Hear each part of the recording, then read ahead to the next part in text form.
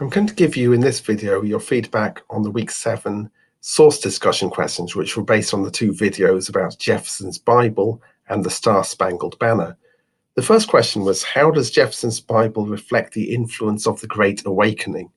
Well, the Great Awakening, that mass preaching movement that had happened in late colonial America, cut across different churches, different denominations, struggling to remember the word there for a moment, different branches of Christianity, and also gave people a direct personal access to religion rather than the religion coming down through their priest or through their minister.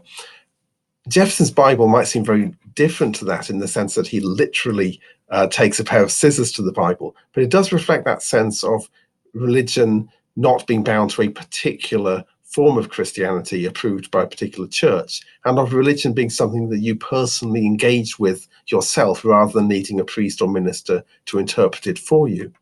The second question was, how does it reflect the Enlightenment? Well, the Enlightenment was a very different movement from the Great Awakening.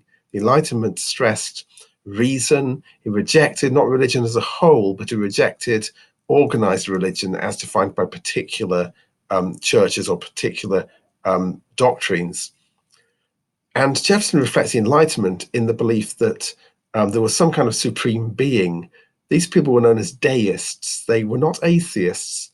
They believed that there was a supreme being out there governing the universe, but they did not believe that that supreme being could be defined in any one religion's idea of what God was. They did not believe that that supreme being regularly intervened in people's lives in the form of miracles, but rather that the supreme being was compatible with a belief in science and a belief that the universe operated on rational scientific principles. So by cutting out what Jefferson believed to be superstition, believed to be incredulous miracle stories, getting down to what he saw as the true Jesus, Jefferson is reflecting this Enlightenment belief that they might reject organized religion, but they did not reject people like Jesus as people who could provide a good example, people who are great teachers for mankind.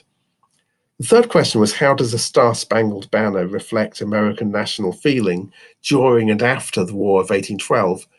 Well, Star-Spangled Banner is both the object of the flag that flew over the fort when it was being attacked by the British, and also the poem which later became a song and later became the national anthem, the Star-Spangled Banner, inspired by when Francis Scott Key brought up on deck of a British warship where he's held captive to witness the fall of the fort, witnesses the American flag still flying through the gunfire and the rockets' red glare, etc. Well, this reflects a feeling of 1812 when there's a sense of national unity, a sense of growing national identity.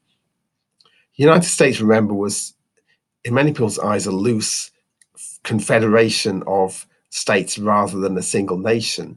And a common national identity for the United States was being, in many ways, promoted by the experience of the 1812 war, the feeling of fighting for a common cause, and the feeling that the United States had successfully stood up against a much more powerful enemy of the British Empire.